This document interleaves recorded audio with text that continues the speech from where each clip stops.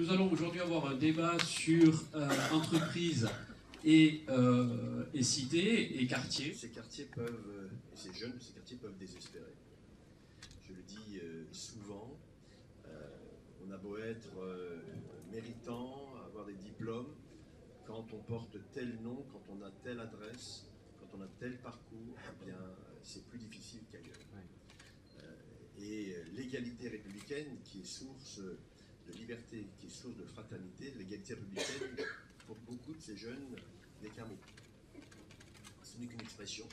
Et il faut lui donner du sens. Bien, ces quartiers méritent une intervention particulière, une intervention déterminante de la part de tous les décideurs de ce pays, encore une fois, qu'ils soient politiques, qu'ils soient administratifs, qu'ils soient économiques, qu'ils soient aussi associatifs. Et je tiens à saluer ici la présence du monde associatif. Et c'est cette synergie positive que nous devons mettre en œuvre. Ça fait 30 ans que nous essayons de trouver des solutions positives. Mais là, ce que nous allons faire aujourd'hui, cette signature à laquelle nous allons procéder dans quelques instants, cet élargissement du dispositif auquel je souhaite donner du sens par ma présence, eh bien c'est une réponse. Ce n'est pas la réponse, c'est une réponse. Mais c'est le cumul de toutes ces réponses, de tous ces engagements personnels qui, là aussi, concourent à l'action collective, qui nous permettra de pouvoir sortir ces jeunes de leurs difficultés et de leur permettre de se projeter. Nous avons des jeunes qui ont décroché. Ce sont des jeunes qui ne comprennent plus leur environnement. Et nous avons une responsabilité.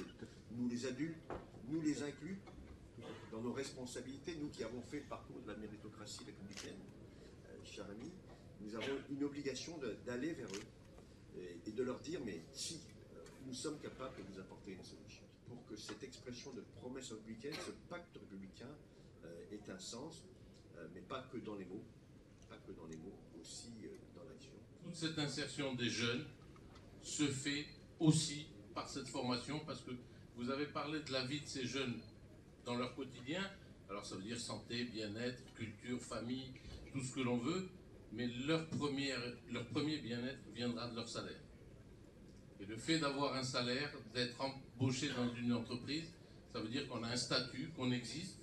Et je crois que le rôle de nos entreprises, c'est justement de les accompagner dans tout ça. Et je crois qu'une chambre de commerce et d'industrie, au-delà de son contexte purement économique, a vocation aussi à participer au développement et à l'amélioration de la vie au quotidien, à la fois des acteurs économiques, mais aussi des jeunes en général. Cette table ronde, c'est le signe que nous construisons, que nous co-construisons une réponse pertinente pour les jeunes de nos quartiers, sans naïveté, en sachant parfaitement quelles sont les difficultés qui sont devant nous. Chacun à notre niveau ici, nous prenons part dans cette démarche d'une République ferme et généreuse envers ses concitoyens.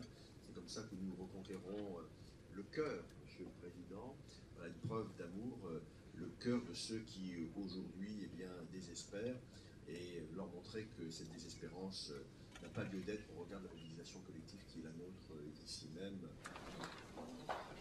Voilà, cette charte entreprise des quartiers, c'est important.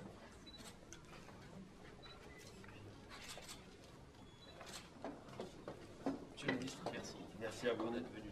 Voilà, c'est un plaisir.